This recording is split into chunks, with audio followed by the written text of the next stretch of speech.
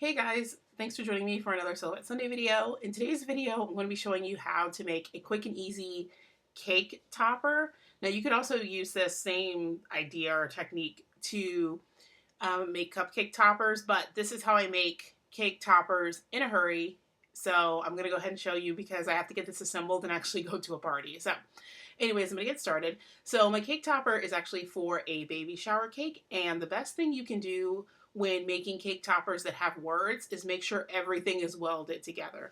So I'm going to go into my library and I'm going to search for whatever I have that says it's a girl, and I already know this is the only design I have.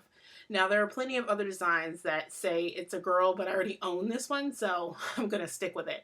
But keep in mind that the best option that you can use for any of these or for this idea is anything that's nicely welded together.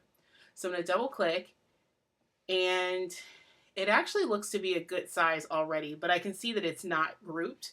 So I'm going to hit Control Z to bring it back, draw a box around it, right click, and then group because it was coming apart.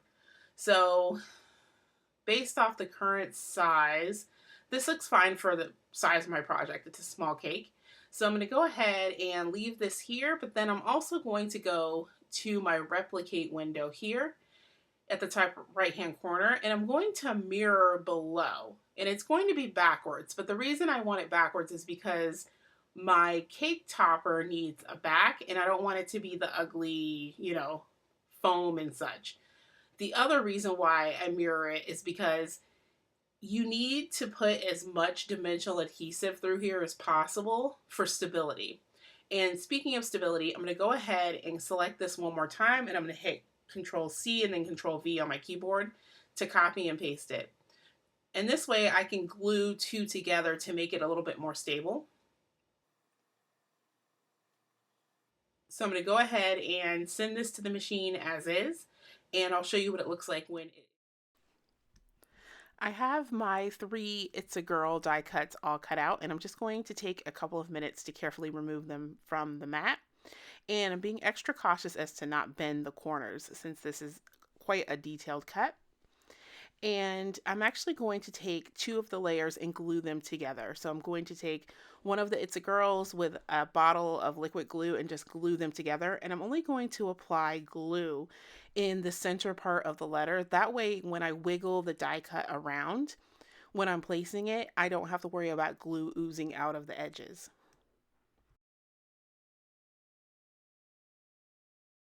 You can see I've now gone over the entire design, and I'm just going to place that second die cut on top, making sure that the edges line up before I set it down for it to finally dry. Now this extra piece of cardstock is going to add stability, so I need it to be lined up perfectly before I let it dry in place and move on to the next step, which is adding a ton of dimensional adhesive.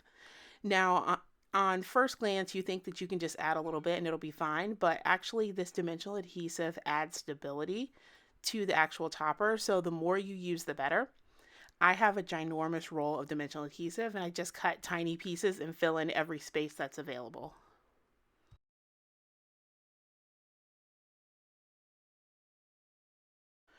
My next step is to add a skewer in the middle of the design, and this is actually what's going to stick in the cake when I put the topper in.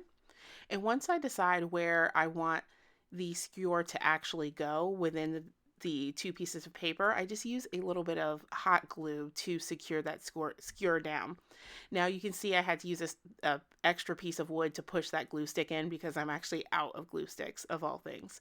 But it just takes a little bit to hold that skewer in place. And once I have enough glue, I'm just going to set this down and place the skewer in so that it's relatively straight in relation to the design and let it dry in place.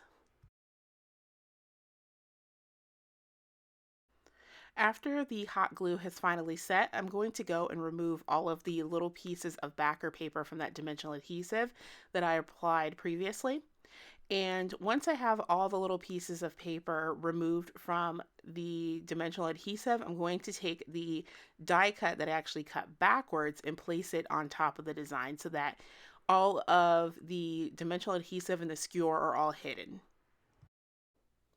One thing to note is the reason I cut this die cut backwards was because this cardstock has a pattern and I wanted that little bit of textured pattern to be on both sides. The same thing would apply if you were using a glitter paper or something that is only single-sided and you needed it to cut out of a large sheet. But anyways, here is what the final product looks like. And you can see that it's moving just a little bit. And if you apply more layers of cardstock, you get less movement. But anyways, here is a quick look at the final product. And as always, guys, thanks for watching.